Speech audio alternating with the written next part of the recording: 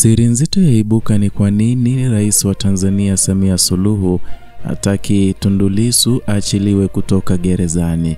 Hujambo na karibu kwa taarifa zetu za Kenyascope, na tafadhali kumbuka kusubscribe.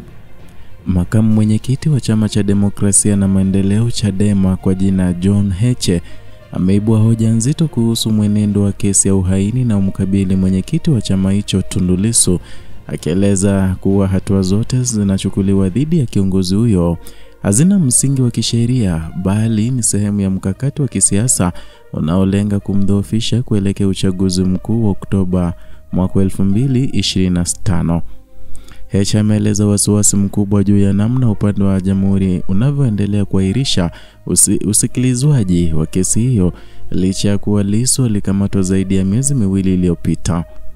Kwa mujibu wa maelezo kutoka upande wa mashtaka, bado wanaendelea na uchunguzi, na ni jambo ambalo limezua maswali miongoni mwa wadau wa sheria na haki za binadamu kuhusu uzito wa uhalali wa mashtaka hayo.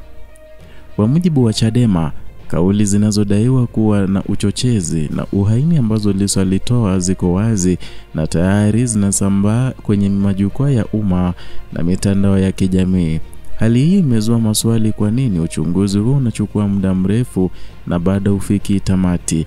Kwa mujibu wa wachambuzi wa siasa za ndani, hali hii inaweza kuwa dalili ya kutokuwepo kwa ushahidi wa moja kwa moja unaoweza kudhibitisha tuhuma hizo mahakamani.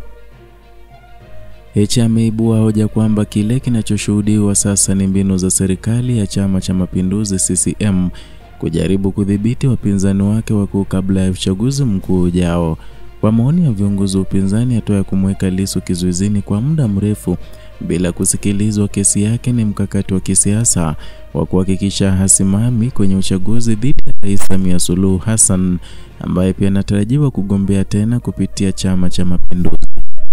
Katika siku za hivi karibuni, Chadema imekuwa ikipaza sauti juu ya kile inachokiita udhibiti wa nafasi za kisiasa kwa kutumia vyombo vya dola, na kesi ya Lissu chukuliwa kama mfano halisi wa namna ambavyo baadhi ya taasisi za kiserikali zinavyotumika kupunguza nguvu ya wapinzani kwa njia zisizo na haki. Kwa mujibu wa wanachama wa Chadema, Lissu anaonekana kuwa tishio kubwa kwa Chama cha Mapinduzi kutokana na mvuto wake wa kisiasa, hoja zake kali na uwezo wake wa kushawishi umma. Hivi wanadai kuwa anazuiwa makusudi ili kudhoofisha nafasi yake ya kushiriki kikamilifu kwenye siasa za uchaguzi mkuu ujao.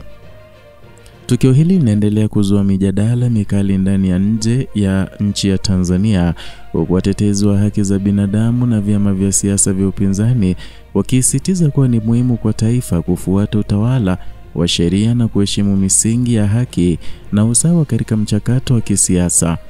Serikali bado haijatoa majibu ya kina kuhusu sababu ya ucheleweshaji wa kesi hiyo, inayoongeza mvutano wa kisiasa nchini wakati uchaguzi mkuu ukizidi kukaribia.